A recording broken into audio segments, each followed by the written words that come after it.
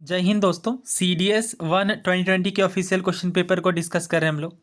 और लास्ट के वीडियोस में हमने हिस्ट्री और ज्योग्राफी के क्वेश्चंस देखे हैं।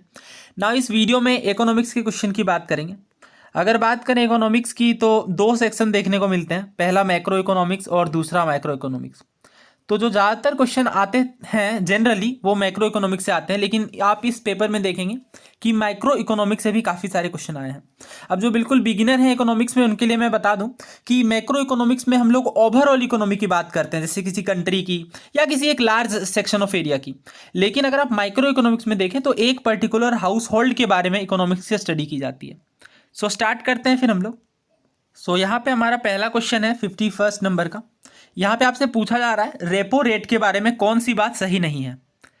ऑप्शन है हमारे पास कि ये एक इंटरेस्ट रेट होता है जो कि चार्ज किया जाता है सेंट्रल बैंक के द्वारा ओवरनाइट लोन के रूप में। यहाँ पे ध्यान दीजिए, नॉट करेक्ट आपसे पूछा जा रहा है। दूसरा ऑप्शन ये है कि ये एक इंटरेस्ट रेट है जो कि कॉमर्शियल बैंक पे करती है ओवरनाइट बोरोइंग के लिए। तीसरा देखिए, ये कहा जा रहा है कि ये एक इंटरेस्ट रेट है agreed upon in the loan contract, यानी लोन कॉन्ट्रैक्ट में एग्री किया जाता है किनके बीच, एक कॉमर्शियल बैंक और सेंट्रल बैंक के बीच। और चौथा ऑप्शन कहता है कि ये कोलेट्रल सिक्योरिटी का कॉस्ट है। तो सबसे पहले बात करते हैं कि ये रेपो रेट क्या होता है। और इस वीडियो में रेपो रेट और इनसे एसोसिएटेड जो टर्म्स हैं जैसे केस रिजर्व रेशियो या फिर मार्जिनल स्टैंडिंग फैसिलिटी रेट, इन पर भी बात कर लेंगे और देखेंगे कि क्वेश्चन के अकॉर्डिंग किस तरह से क्वेश्चन इनसे पूछे जाते हैं। सो नाउ क्वेश्चन है कि रेपो रेट क्या होता है। तो रेपो रेट का मतलब होता है रीपर्चेज एग्रीमेंट। रेपो रेट की अगर हम बात करें तो ये एक तरह का एग्रीमेंट है, और वर्ड पे फोकस करिए, ये कोई लोन टूल नहीं है बल्कि ये एक एग्रीमेंट है। मैं बिल्कुल बेसिक से बात करूंगा बिकॉज काफ़ी सारे लोग इकोनॉमिक्स स्टार्ट नहीं किए होंगे और मुझे मैसेजेस भी आते हैं, तो उनमें मेनली ये होता है कि इकोनॉमिक्स के की कॉन्सेप्ट बिल्कुल स्क्रैच से करवाएं। तो रेपो रेट को आपको ऐसे समझना है। यहाँ पे देखिए, RBI इंडिया के केस में सेंट्रल बैंक कौन है, रिजर्व बैंक ऑफ इंडिया, और ये कोई कॉमर्शियल बैंक है। इनके बीच क्या है, RBI अपने जो कैश है वो बैंकों को देती है और इसके बदले में बैंक क्या करते हैं, इन्हें कुछ एग्रीमेंट इनके बीच होता है, और इस एग्रीमेंट के तहत बैंक गवर्नमेंट सिक्योरिटीज को मेनली ओवरनाइट बेसिस पे RBI में पार्क करती है, यानी RBI को देती है। सो बेसिकली ये लोन किस बेसिस पे है, ये बेसिकली लोन नहीं है, एग्रीमेंट है। क्यों लोन नहीं है, क्योंकि इनमें अगर आप देखें तो जो RBI होती है उनमें जो गवर्नमेंट सिक्योरिटीज बैंकों के द्वारा रखे गए हैं वो एक निश्चित टाइम पीरियड के लिए रखे गए हैं। उस टाइम पीरियड ओवर होने के बाद ये जो गवर्नमेंट सिक्योरिटीज है इनमें इनको रीपर्चेज करने की बात की जाती है बैंकों के द्वारा। तो यहाँ पे सबसे इंपॉर्टेंट जो टर्म है वो रीपर्चेज है, आपको ध्यान रखना है। और जैसा कि मैंने बताया कि जो बैंक है वो यहाँ पे गवर्नमेंट सिक्योरिटीज को रखती हैं कोलेट्रल के रूप में। कोलेट्रल का मतलब आपको पता है, गिरवी रखना। तो कोलेट्रल के रूप में बैंक अपने गवर्नमेंट सिक्योरिटीज को RBI में रखती है ना। ये गवर्नमेंट सिक्योरिटीज क्या होती है, तो गवर्नमेंट सिक्योरिटीज पर हम लोग सेपरेट से बात करेंगे और इनसे एसोसिएटेड और भी कई सारे टर्म्स हैं, बॉन्ड, डिबेंचर, इन पर भी अलग से बात करेंगे। तो फिलहाल आपको क्या ध्यान रखना है कि जब बैंक गवर्नमेंट सिक्योरिटीज को कोलेट्रल के रूप में RBI में रखती है तो इसके बदले में RBI से इन्हें कैश मिलता है। तो ये बात अगर आप ध्यान में रखें तो रेपो रेट का मतलब आपको समझ में आ जाएगा, बिकॉज ये रीपर्चेज एग्रीमेंट है, यानी कुछ टाइम के बाद दोबारा इन गवर्नमेंट सिक्योरिटीज को परचेज कर लिया जाएगा बैंक्स के द्वारा।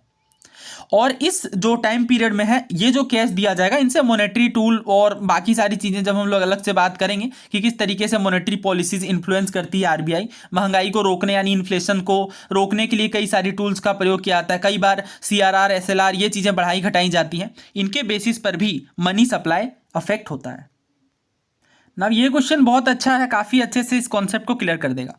हमसे नॉट करेक्ट पूछा गया है। पहला देखिए, कहा जा रहा है कि ये एक इंटरेस्ट रेट है जो कि चार्ज किया जाता है सेंट्रल बैंक के द्वारा ओवरनाइट लोन के रूप में। तो अभी हमने देखा कि बिल्कुल रेपो रेट का मतलब ही ये है कि ये एक रीपर्चेज एग्रीमेंट है जिसमें इंटरेस्ट रेट कुछ मिलता है और जो कि सेंट्रल बैंक चार्ज करती है ओवरनाइट लोन के रूप में। तो पहला बिल्कुल सही है। दूसरा देखिए, ये कहा जा रहा है कि it is interest rate paid by the commercial bank on overnight borrowing, यानी ये जो इंटरेस्ट रेट है वो कमर्शियल बैंक पे करती है और किस बेसिस पे, ओवरनाइट बोरोइंग के रूप में। तो बेसिकली यहाँ पे जो ऑप्शन ए है और जो ऑप्शन बी है वो बिल्कुल सेम है। आप ध्यान से इसे समझिए, यहाँ पे कहा जा रहा है कि सेंट्रल बैंक चार्ज करती है और यहाँ पे ये कहा जा रहा है कि कॉमर्शियल बैंक पे करती है।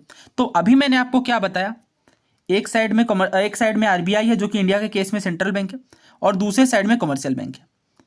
तो अभी आपको मैंने ये बताया कि ये जो बैंक है वो अपने गवर्नमेंट सिक्योरिटीज को कोलेट्रल के रूप में आरबीआई में रखती है और इसके बदले में आरबीआई कैश यहाँ पे कैश देती है बैंकों को। तो अगेन आप समझ सकते हैं कि जो इंटरेस्ट रेट इनके बीच तय हुआ है वो कौन ले रही है, आरबीआई, और कौन दे रही है ये इंटरेस्ट रेट, बैंक्स। तो यही तो बात यहाँ पे कही जा रही है ऑप्शन ए में कि ये एक इंटरेस्ट रेट है जो कि सेंट्रल बैंक चार्ज करती है, यानी इंडिया के केस में अगर आप देखें तो आरबीआई चार्ज करती है। दूसरा देखिए ये कहा जा रहा है कि इंटरेस्ट रेट कॉमर्शियल बैंक पे करती है, बिल्कुल सही बात है। तो ए और बी बिल्कुल सही है। आगे देखिए ऑप्शन डी पहले देखिए, ये कोलेट्रल सिक्योरिटी की कॉस्ट है, बिल्कुल सही बात है। अभी हमने बात की कि कोलेट्रल सिक्योरिटी के रूप में जो गवर्नमेंट सिक्योरिटीज होती हैं वो बैंक जो है वो अपने आरबीआई को देती है। तो ए, बी और डी बिल्कुल सही है। ऑप्शन सी देखते हैं, it is interest rate agreed upon in the loan contract. तो अभी हमने बात की ये किसी तरह का लोन कॉन्ट्रैक्ट नहीं है कॉमर्शियल बैंक और सेंट्रल बैंक के बीच, बल्कि ये तो एक तरह का एग्रीमेंट है जिसमें रीपर्चेज की बात की जाती है। लोन के केस में रीपर्चेज नहीं होता, राइट। तो यहाँ पे आपको ये ध्यान रखना है कि कोलेट्रल के बेसिस पे रीपर्चेज की बात की जाती है बैंकों के द्वारा, यानी बैंक बेसिकली आरबीआई को जो अपने सिक्योरिटीज है वो देती है और इसके बदले में कहती है हमें पैसे दे दो, और कुछ टाइम के बाद वो रीपर्चेज कर लिया जाता है। तो यहाँ पे ऑप्शन ए, बी और डी बिल्कुल सही है, लेकिन हमसे नॉट करेक्ट पूछा गया था, इसलिए हमारा आंसर ऑप्शन सी बिल्कुल करेक्ट है। सो नाउ आपको ध्यान रखना है कि रेपो रेट एक तरह का फिक्स इंटरेस्ट रेट है और बेसिकली यहाँ पे जो आरबीआई, जैसा मैंने बताया, आरबीआई और बैंकों के बीच ये एक एग्रीमेंट है और यहाँ पे आरबीआई जो है वो कैश देती है जिसे लिक्विड एसेट्स भी कहते हैं, और इसके बदले में बैंक यहाँ पे सिक्योरिटीज रखती हैं। नाउ नेक्स्ट क्वेश्चन की बात करते हैं। कैश रिजर्व रेशियो के बारे में पूछा जा रहा है। क्या ये शेयर है net demand and time liabilities का जो कि बैंकों को रखना है लिक्विड एसेट के रूप में। दूसरा कहा जा रहा है ये net demand and time liabilities का शेयर है जो कि बैंकों को रखना है बैलेंस के रूप में आरबीआई के पास। तीसरा देखिए कहा जा रहा है कि जो ये एनडीटीएल का शेयर है जो कि बैंकों को रखना है कैश रिजर्व रेशियो के रूप में, कैश रिजर्व के रूप में। चौथा देखिए ये कहा जा रहा है कि ये कैश होल्डिंग है बैंकों के रिजर्व के रूप में। तो अगर आपको बिल्कुल क्लैरिटी है कि सीआरआर कहते हैं किसे, तो आप इस क्वेश्चन को कर सकते हैं। सो सीआरआर को समझाने से पहले मैं आपको एनडीटीएल के बारे में बताना चाहता हूँ, बिकॉज यहाँ पे आप देख सकते हैं प्रत्येक ऑप्शन में एनडीटीएल का जिक्र है, यानी net demand and time liabilities का। क्या होती है ये net demand and time liabilities और ये किस तरीके से सीआरआर को अफेक्ट करती है। सो बैंकों का मुख्य काम क्या होता है, प्राइमरी फंक्शन ये होता है कि हमारे डिपॉजिट यानी जनता के डिपॉजिट को एक्सेप्ट करें और लोन प्रोवाइड करें। देखिए फंक्शन कई सारे हैं, मैं बात कर रहा हूँ प्राइमरी फंक्शन की, एग्जाम में क्वेश्चन भी कई बार पूछा गया है, तो जब मैं बैंकिंग सिस्टम पढ़ाऊंगा उस टाइम पे बताऊंगा आपको।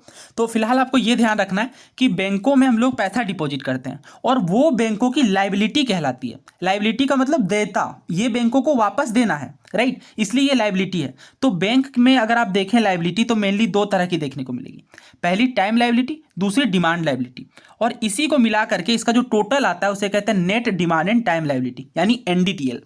तो एनडीटीएल क्या है, एनडीटीएल में जैसा कि मैंने बताया दो तरह की लायबिलिटीज देखने को मिलेंगी, पहली डिमांड लायबिलिटी और दूसरा टाइम लायबिलिटी।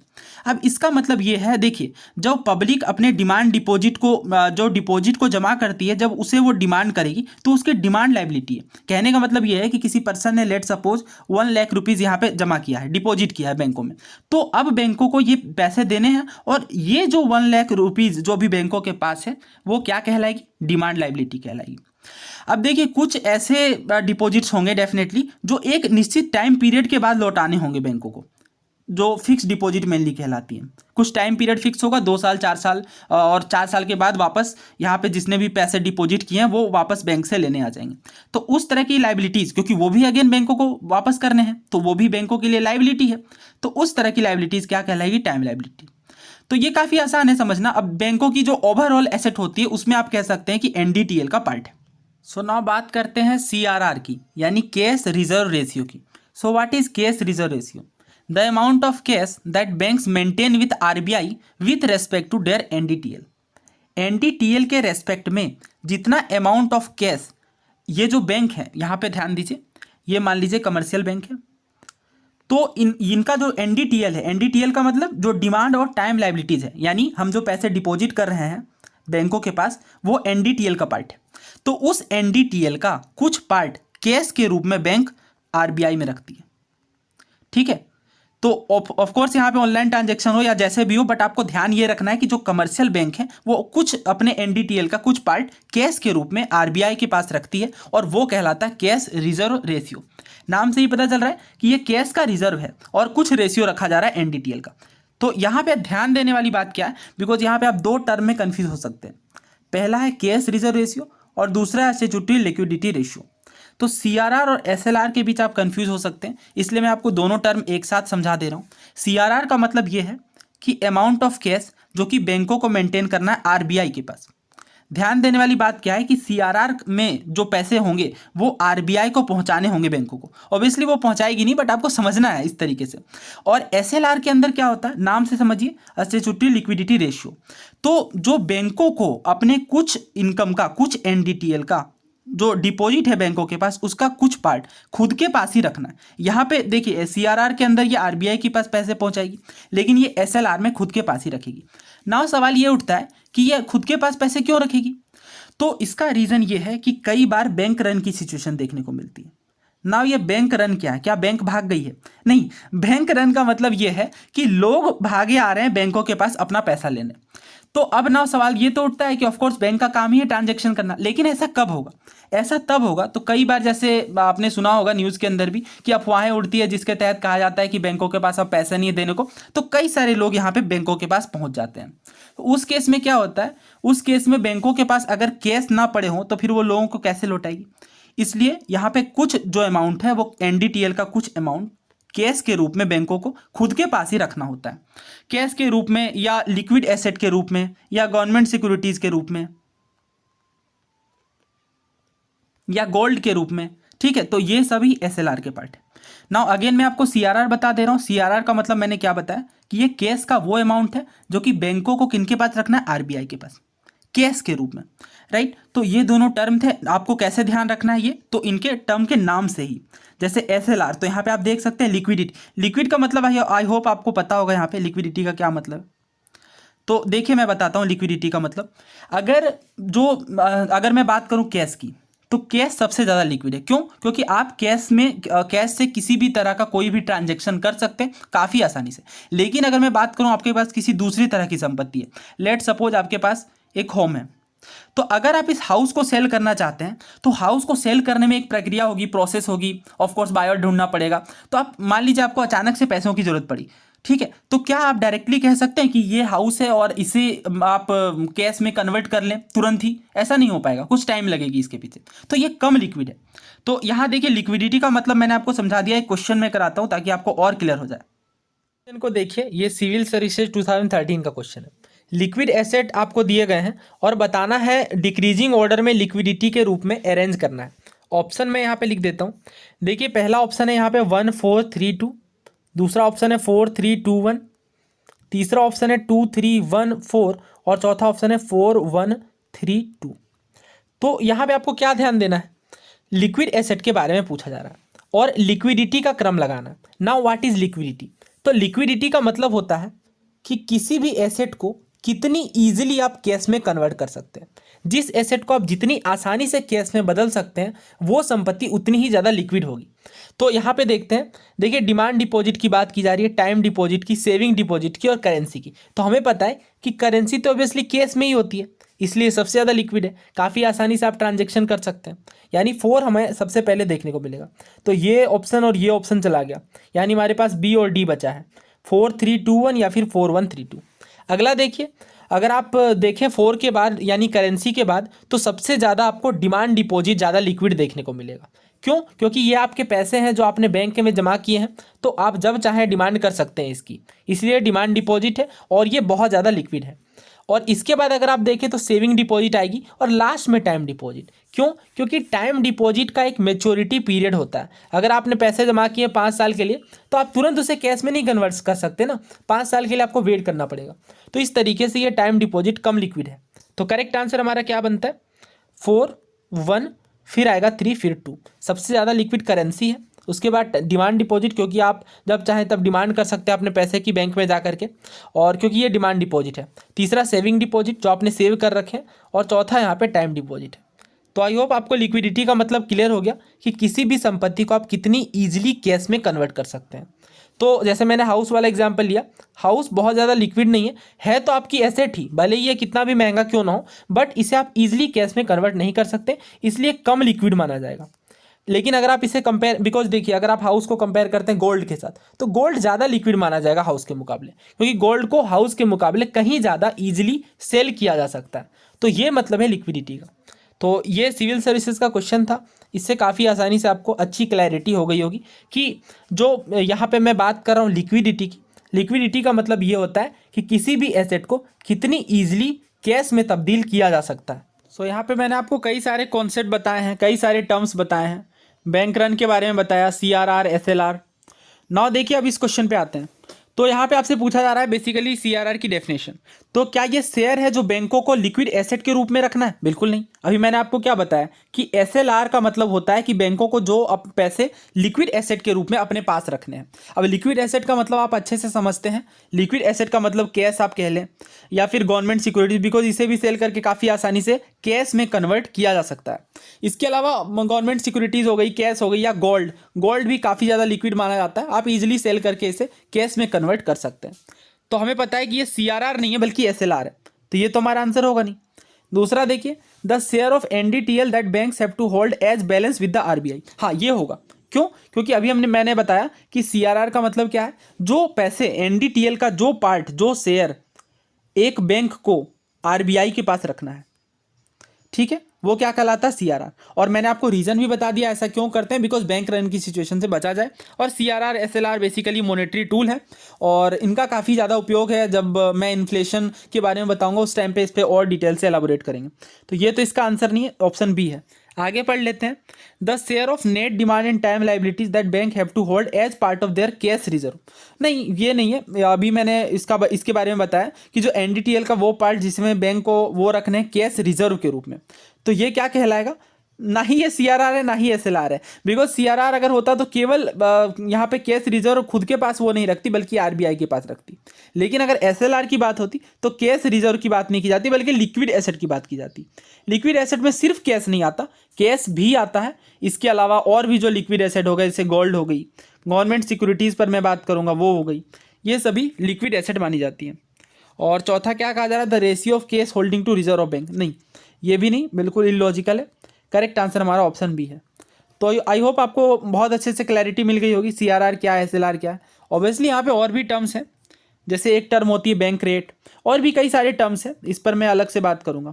और NDTL तो मैंने बता ही दिया, SLR, CRR, कुछ इंपॉर्टेंट टर्म्स हमारे हो गए हैं। नाउ नेक्स्ट क्वेश्चन देखिए, which of the following are considered to be 4 pillar of human development.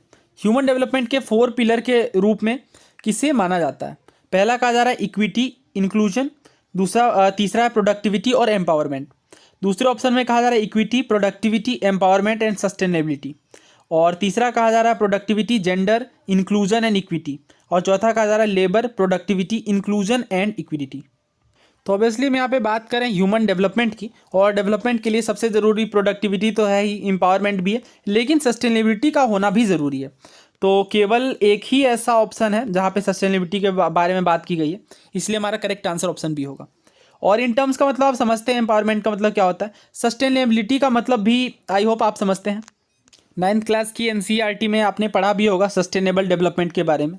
तो बेसिकली सस्टेनेबल डेवलपमेंट का मतलब होता है सतत पोषणीय विकास, यानी विकास तो हो रही है बट ऐसा हो कि आने वाली पीढ़ी के साथ भी कॉम्प्रोमाइज़ ना किया जाए और आने वाली पीढ़ी के लिए भी इनफ रिसोर्सेज बचे रहें। तो ये होता है सस्टेनेबल डेवलपमेंट का मतलब। बाकी ये क्वेश्चन काफ़ी सिंपल है और केवल सस्टेनेबिलिटी से भी आप अंदाज़ा लगा सकते हैं। नाउ नेक्स्ट क्वेश्चन देखिए, तो 73rd, तो ये पॉलिटी का क्वेश्चन है, सेपरेटली हम डिस्कस करेंगे पॉलिटी को। और इसके अलावा हिस्ट्री और ज्योग्राफी तो हमने ऑलरेडी डिस्कस कर लिया है। जो यहाँ पे इकोनॉमिक्स से बहुत ज़्यादा क्वेश्चन नहीं आए, लास्ट के कुछ questions I think again economics से देखने को मिलेंगे। तो माइक्रो इकोनॉमिक्स से तो कम क्वेश्चन आते हैं बट यहाँ पे कुछ क्वेश्चन पूछे गए हैं। Suppose an agricultural labourer earns ₹400 per day in her village, यानी एक एग्रीकल्चरल लेबरर है, यानी एग्रीकल्चरल फील्ड में काम करने वाले लेबरर हैं और इनकी पर डे की इनकम है 400, गांव में, ठीक है, और इन्हें एक जॉब मिलता है बेबी सीटर का नियर बाय टाउन में, यानी बगल के टाउन में, और यहाँ पे 700 पर डे का दिया जाता है, लेकिन वो फिर भी एग्रीकल्चरल लेबर के रूप में काम करना प्रेफर करती हैं। तो यहाँ पे आपसे पूछा गया है कि अपॉर्चुनिटी कॉस्ट क्या निकल करके आएगी। तो बहुत आसान सवाल है, ये है इनका विलेज और ये है नियर बाय टाउन। विलेज में इन्हें मिल रहे हैं 400 और नियर बाय टाउन में अगर ये जाए तो इन्हें 300 रुपये एक्स्ट्रा मिल जाएंगे, बट ये जा नहीं रही बल्कि अपने खुद के ही काम को कर रही है। तो यहाँ पे अपॉर्चुनिटी कॉस्ट निकल करके क्या आया। सो अपॉर्चुनिटी कॉस्ट के बारे थोड़ा समझ लीजिए। इसका मतलब ये होता है कि आप अपॉर्चुनिटी के बदले कितनी कॉस्ट पे, अपॉर्चुनिटी खोने के बदले कितनी कॉस्ट पे कर रहे हैं। जैसे अभी ये बड़ा अच्छा एग्जांपल इस क्वेश्चन के अंदर ही पूछा गया है। 400 के बजाय 700 मिल सकते थे, बट इन्होंने कई रीजंस होंगे इसलिए ये 400 वाली जॉब ही या 400 पर डे का काम करना प्रेफर किया 700 की बजाय। तो इन्हें 300 का जो लॉस हुआ है वही अपॉर्चुनिटी कॉस्ट कहलाता है। यानी इसे आप ऐसे याद रखिए कि अपॉर्चुनिटी खोने पर जो कॉस्ट पे करनी पड़ रही है। तो इसकी डेफिनेशन भी देख सकते हैं। ये पोटेंशियल बेनिफिट है जो एक इंडिविजुअल को पे करना पड़ेगा जब कोई अल्टरनेट ऑप्शन को ये चूज करते हैं। तो इसका करेक्ट आंसर कितना होगा, 700 माइनस 400 यानी 300। ऑप्शन डी यहाँ पे करेक्ट है। सो नाउ इस क्वेश्चन को देखिए, ये हमारा इस पेपर का लास्ट क्वेश्चन है इकोनॉमिक्स के लिए। अगेन यहाँ पे आपको मैच द कॉलम के रूप में पूछा गया है। ये लिस्ट 1 और लिस्ट 2 को मैच करना है। मार्केट स्ट्रक्चर और कैरेक्टरिस्टिक के बारे में पूछा गया है। Perfect competition, monopoly, monopolistic competition या फिर ओलिगोपोली। तो ऐसे क्वेश्चन में जो सबसे आसान है उन्हें मैच करना चाहिए पहले। तो यहाँ पे मोनोपोली और ओलिगोपोली के बारे में आपको जरूर पता होगा। मोनो का मतलब सिंगल होता है और ओलिगो का मतलब फ्यू होता है। तो यहाँ अगर मैं देखूँ तो मोनो के लिए ओनली 1 यहाँ पे बताया गया है और बाकी में मेनी और फ्यू है, तो ऑब्वियसली यहाँ पे B1 के साथ मैच होगा। और 4 के लिए मैं देखूँ ओलिगोपोली, तो यहाँ पे एक ही ऐसा स्टेटमेंट देखने को मिल रहा है जहाँ पे फ्यू प्रोड्यूसर की बात की गई। तो B1 के साथ मैच हो रहा है और D2 के साथ। तो देख लेते हैं, B1 के साथ मैच हो रहा है और D2 के साथ। तो यहाँ पे केवल एक ही ऐसा ऑप्शन देखने को मिल रहा है। तो इसका करेक्ट आंसर क्या होगा फिर, ऑप्शन बी। और इन चारों के बारे में आपको बता देता हूँ, और ये एग्जामिनर का फेवरेट टॉपिक है, आए दिन इनसे सवाल बनते हैं, तो उन सभी क्वेश्चंस को भी डिस्कस कर लेते हैं। पहले इसे मैं एक्सप्लेन कर देता हूँ। देखिए परफेक्ट कंपटीशन, परफेक्ट कंपटीशन का मतलब ये है कि जहाँ पे कई सारे प्रोड्यूसर हों या सेलर आप कह लें। तो इसका ऑप्शन किसके साथ मैच होगा, यहाँ पे आप देख सकते हैं A4 के साथ मैच है। तो ऑब्वियसली ये 4 के साथ ही मैच होना है, बिकॉज कई सारे प्रोड्यूसर हैं जो सिमिलर प्रोडक्ट को सेल कर रहे हैं, तो वो कंपटीशन का एग्जाम्पल होगा, खास करके परफेक्ट कंपटीशन का। मोनोपोली के बारे में पता है, जहाँ पे एक ही प्रोड्यूसर है और एक कमोडिटी को बेच रहा है, इसलिए मोनोपोली है। मोनोपोली का मतलब एकाधिकार टाइप्स आप कह लें। मोनोपोलिस्टिक, इसे समझना आपके लिए काफ़ी ज़रूरी है, ये अभी रिसेंटली सीडीएस में पूछा भी गया। तो मोनोपोलिस्टिक में आपको ये ध्यान रखना है, यहाँ अगर आप देखें तो C1 के साथ मैच्ड है, तो अगर यहाँ पे अगर आप देखें तो C3 के साथ मैच्ड है ऑब्वियसली। तो मोनोपोलिस्टिक कंपटीशन में क्या है, कई सारे प्रोड्यूसर डिफ्रेंशिएटेड प्रोडक्ट को सेल कर रहे हैं। अब इसे मैं एक्सप्लेन करता हूँ बिकॉज इस पर क्वेश्चन भी बना है। और इससे पहले आप ओलिगोपोली का मतलब समझ लें। तो ओलिगो का मतलब फ्यू होता है, तो कुछ लोगों की यहाँ पे मार्केट में आप कह लें सिमिलर प्रोडक्ट वो सेल करेंगे और इन्हीं के जो सामान है वो बायर्स खरीदेंगे। तो कुछ प्रोड्यूसर हैं जो कि सिमिलर या फिर ऑलमोस्ट सिमिलर से प्रोडक्ट को सेल कर रहे हैं, तो उस तरह की मार्केट सिस्टम क्या कहलाएगी, ओलिगोपोली। सो नाउ मोनोपोली और मोनोपोलिस्टिक कंपटीशन के बीच डिफरेंस को पहले समझ लीजिए, उसके बाद कई सारे क्वेश्चंस पूछे गए हैं इस टॉपिक से, उन सभी क्वेश्चंस को भी कवर करेंगे। तो मोनोपोली में क्या है, एक्सट्रीम मार्केट सिचुएशन देखने को मिलेगी। चूंकि ये मोनोपोली है इसलिए यहाँ पे एक ही सेलर होगा, तो एक ही सेलर है डेफिनेटली, तो कंपटीशन नहीं होगा।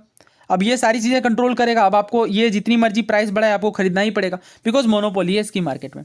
जबकि मोनोपोलिस्टिक में क्या है, ये मोनोपोली का मिक्सचर है। अब ये मोनोपोली का मिक्सचर कैसे है और इसके बाद कंपटीशन देखने को मिल रही है, वो आगे समझिए।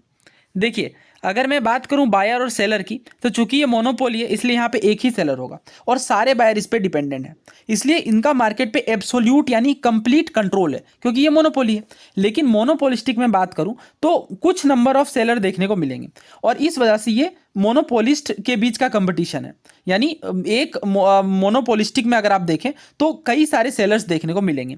ये बात आपको बिल्कुल क्रिस्टल क्लियर रखनी है, क्योंकि अभी क्वेश्चन हम लोग करेंगे, सीडीएस में पूछा भी गया है। आगे देखिए सप्लाई, जैसा कि एक ही सेलर है तो एक ही सेलर सारी चीज़ें कंट्रोल करेगा, तो सप्लाई इसी के हाथों में होगी। लेकिन यहाँ पे लार्ज नंबर ऑफ सेलर है और लेकिन फिर भी यहाँ पे भी कंपटीशन देखने को मिलता है। डिमांड की मैं बात करूँ तो डिमांड चेंज हो सकता है।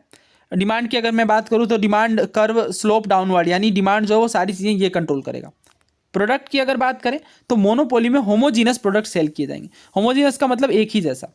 लेकिन अगर मोनोपोलिस्टिक कंपटीशन में आप देखें तो डिफरेंशिएटेड प्रोडक्ट देखने को मिलेंगे। और नेचर ऑफ कंपटीशन में कोई कंपटीशन है ही नहीं, क्योंकि सारी चीज़ें तो एक ही सिंगल सेलर के द्वारा कंट्रोल किया जा रहा है। और यहाँ पे अगर देखें तो अच्छा कंपटीशन देखने को मिलेगा मोनोपोलिस्टिक के तहत, बिकॉज डिफरेंशिएटेड प्रोडक्ट देखने को मिलते हैं। और इसके अलावा ये सब हमारे काम का नहीं है। सो क्लास 12th की इकोनॉमिक्स का चैप्टर 6 नॉन कम्पिटेटिव मार्केट्स में काफ़ी डिटेल से बताया गया है मोनोपोली के बारे में और बाकी अन्य तरह की मार्केट्स के बारे में। तो वैसा मार्केट जहाँ पे एक ही फर्म है और कई सारे बायर्स हैं तो वो मोनोपोली कहलाती है। मोनोपोलिस्टिक के विषय में थोड़ा डिटेल से समझ लीजिए। देखिए, एक ऐसा मार्केट स्ट्रक्चर जहाँ पे कई सारे फर्म्स यानी कई सारी इंडस्ट्रीज देखने को मिलेंगी और फ्री एंट्री है, यानी सेलर को अनुमति है कि आप किसी भी तरह के प्रोडक्ट सेल कर सकते हैं और कई सारे फर्म्स यहाँ पे ओपन किए जा सकते हैं। लेकिन यहाँ पे जो गुड्स प्रोड्यूस किया जाएगा ये होमोजीनस नहीं होगा। होमोजीनस नहीं होगा मतलब एक जैसा गुड्स नहीं होगा, अलग अलग तरह के सामान प्रोड्यूस किए जाएंगे। तो ये मोनोपोलिस्टिक कंपटीशन कहलाता है। तो ध्यान रखिए यहाँ पे की टर्म्स को। पहला की टर्म तो ये है कि फ्री एंट्री और फ्री एग्जिट देखने को मिलेगा फर्म्स के लिए। दूसरा, होमोजीनस प्रोडक्ट नहीं होंगे बल्कि डिफरेंशिएटेड प्रोडक्ट होंगे। सो यहाँ पे बिस्कुट इंडस्ट्री का एग्जाम्पल भी दिया गया है। जैसे यहाँ पे कई सारे जो बिस्कुट प्रोड्यूस किए जाते हैं वो कुछ ब्रांड नेम के साथ एसोसिएटेड होते हैं। ठीक है, तो ये मान लीजिए ब्रांड नेम इसका ए है और ये दोनों बिस्कुट्स हैं, बिस्कुट के पैकेट्स हैं। तो ये अगर ब्रांड ए और बी है तो कुछ टाइम के बाद क्या होता है, ये डिस्टिंग्विशेबल होते हैं, यानी आपस में आप आसानी से प्रोडक्ट नेम देख करके पता कर सकते हैं कि कौन सी बिस्किट हमें खरीदनी है। और कुछ टाइम के बाद देखने को मिलता है कि कंज्यूमर एक टेस्ट भी अपने अकॉर्डिंग डेवलप कर लेते हैं। लेकिन मान लीजिए कि काफ़ी ज़्यादा अगर प्राइस में वेरिएशन हो, लेट सपोज ये 10 रुपीज़ की बिस्किट है और ये 1000 की, तो मे बी 1000 वाला स्किप करके कस्टमर इसे खरीदे। तो ये मोनोपोलिस्टिक कंपटीशन का उदाहरण है, क्योंकि जैसा कि मैंने बताया कि ये होमोजीनस प्रोडक्ट नहीं है, बिल्कुल सेम टू सेम नहीं है, बल्कि डिफरेंशिएटेड प्रोडक्ट है। पहली चीज़। दूसरी, फ्री एंट्री और फ्री एग्जिट है। सो ये CDS 1 2022 का क्वेश्चन है। मोनोपोलिस्टिक कंपटीशन के बारे में कौन कौन सी चीज़ें, कौन कौन से फैक्टर्स देखने को मिलते हैं। डिफरेंशिएटेड प्रोडक्ट, बिल्कुल अभी हमने बात की कि हाँ डिफरेंशिएटेड प्रोडक्ट देखने को मिलेंगे, बिस्किट वाला एग्जाम्पल हमने देखा। दूसरा, large number of buyer and seller, बिल्कुल बहुत सारे बायर्स और सेलर देखने को मिलेंगे। क्या बैरियर से नहीं, कोई बैरियर नहीं है, फ्री एंट्री और एग्जिट है। होमोजीनस प्रोडक्ट है क्या, बिल्कुल नहीं, होमोजीनस प्रोडक्ट नहीं बल्कि डिफरेंशिएटेड प्रोडक्ट है, नॉट होमोजीनस। सेम प्रोडक्ट नहीं देखने को मिलेंगे। तो इस वजह से इसका करेक्ट आंसर क्या होगा, ऑब्वियसली ऑप्शन रहेंगे तो और भी आसानी से आप इसे पता कर सकते हैं। करेक्ट आंसर है 1 और 2 ओनली। ना इस क्वेश्चन को देखिए, ये पुराना क्वेश्चन है लेकिन सीडीएस का ही है। तो ये सीडीएस में आए दिन पूछा जाता है, तो इसलिए आप इसे ध्यान से समझ लीजिए। A market in which there are large number of sellers of a particular product but each seller sells somewhat differentiated but close product is termed. तो अभी मैंने बात की मोनोपोलिस्टिक कंपटीशन की। कई सारे सेलर देखने को मिलते हैं एक ही प्रोडक्ट, यानी मान लीजिए बिस्किट का एग्जाम्पल अगर हम लें तो बिस्किट के कई सारे सेलर हैं, लेकिन प्रत्येक सेलर जो है वो डिफरेंशिएटेड है। कहने का मतलब ये है कि थोड़ा टेस्ट अलग हो, या हो सकता है पैकेजिंग अलग हो जिससे आप आसानी से पहचान सकें। ब्रांड नेम तो अलग होगा ही। और क्लोज प्रोडक्ट यानी बिस्किट है ही सब कुछ, लेकिन इनकी ब्रांडिंग अलग है, पैकेजिंग अलग है, हो सकता है टेस्ट अलग हो सकता है फ्लेवर अलग हो बिस्किट का। तो इसलिए यहाँ पे कहा जा रहा है कि प्रत्येक सेलर जो सेल कर रहा है वो डिफरेंशिएटेड है लेकिन क्लोज है आपस में, यानी है तो सभी बिस्किट ही। तो करेक्ट आंसर क्या होगा, मोनोपोली नहीं होगा और ये परफेक्ट कंपटीशन भी नहीं है, बल्कि ये मोनोपोलिस्टिक कंपटीशन है। ये सवाल देखिए, a market situation when many firm sell similar product but not identical. तो अभी मैंने बताया मोनोपोलिस्टिक के बारे में कि सिमिलर से प्रोडक्ट बेचे जा रहे हैं लेकिन आइडेंटिकल नहीं है। जैसे बिस्किट का मैंने एग्जांपल लिया, अब है तो सब कुछ बिस्किट ही लेकिन ये आइडेंटिकल नहीं है, इसलिए मोनोपोलिस्टिक कंपटीशन है ये। नाउ नेक्स्ट क्वेश्चन देखिए, ये भी अगेन सीडीएस का है। A market in which there are large number of firms homogeneous product, infinite elasticity of demand for an individual firm and no control over price by firms is termed as। तो ऐसा market जहाँ पे large number of firms देखने को मिलेंगे। जब large number है तो मोनोपोली तो होगा ही नहीं, और मोनोपोली ऑप्शन में भी नहीं है। आगे होमोजीनस प्रोडक्ट यानी सिमिलर से प्रोडक्ट देखने को मिलेंगे। तो हमने देखा है कि मोनोपोलिस्टिक में होमोजीनस नहीं देखने को मिलता था, बल्कि डिफरेंशिएटेड प्रोडक्ट देखने को मिलते थे। तो इस वजह से मोनोपोलिस्टिक तो होगा नहीं। अगला, इलास्टिसिटी ऑफ डिमांड पर कभी हम स्पेशली बात करेंगे अलग से, बिकॉज ये हमारा अलग टॉपिक होगा। तो ओलिगोपोली भी नहीं है, बिकॉज यहाँ पे लार्ज नंबर कहा गया। अगर फ्यू नंबर कहा जाता तो ओलिगोपोली होता, ये भी नहीं है। इम्परफेक्ट कंपटीशन भी ये नहीं है, बल्कि ये परफेक्ट कंपटीशन का एग्जाम्पल है। याद करिए, मैंने आपको स्टार्टिंग में ही बताया कि परफेक्ट कंपटीशन में क्या देखने को मिलेगा, कई सारे फर्म्स होंगे, होमोजीनस प्रोडक्ट को सेल करेंगे, क्योंकि एक मतलब एक परफेक्ट कंपटीशन का वो एग्जाम्पल है, बिकॉज कई सारे सेलर होंगे तो एक हेल्दी कंपटीशन देखने को मिलेगी। तो इस तरीके से हमारा आंसर बनेगा ये परफेक्ट कंपटीशन। सो नाउ ये क्वेश्चन मैं आपको सौंपता हूँ, इसका आंसर आप कमेंट बॉक्स में करिए। पूछा जा रहा है मोनोपोलिस्टिक कंपटीशन का कौन सा फीचर नहीं है। ऑप्शन है कि लार्ज नंबर ऑफ बायर और सेलर देखने को मिलते हैं। ऑप्शन बी है कि डिफरेंशिएटेड प्रोडक्ट देखने को मिलता है। तीसरा कहा जा रहा है कि जो मार्केट में प्रोडक्ट होंगे वो होमोजीनस होंगे, यानी सेम होंगे। और चौथा कहा जा रहा है कि सेलिंग कॉस्ट जो है वो सेल प्रमोशन के लिए यूज की जाएगी। तो इसका आंसर आप कमेंट बॉक्स में करिए। बिल्कुल सिमिलर सा क्वेश्चन है, अभी हमने मोनोपोलिस्टिक कंपटीशन के बारे में कई सारे क्वेश्चंस किए हैं। सो इस वीडियो में इतना ही रखते हैं। आई होप आपको इकोनॉमिक्स के कई सारे की कॉन्सेप्ट्स में क्लैरिटी मिली होगी, और इसके अलावा आप अपने राय अथवा विचार कमेंट बॉक्स में लिख सकते हैं।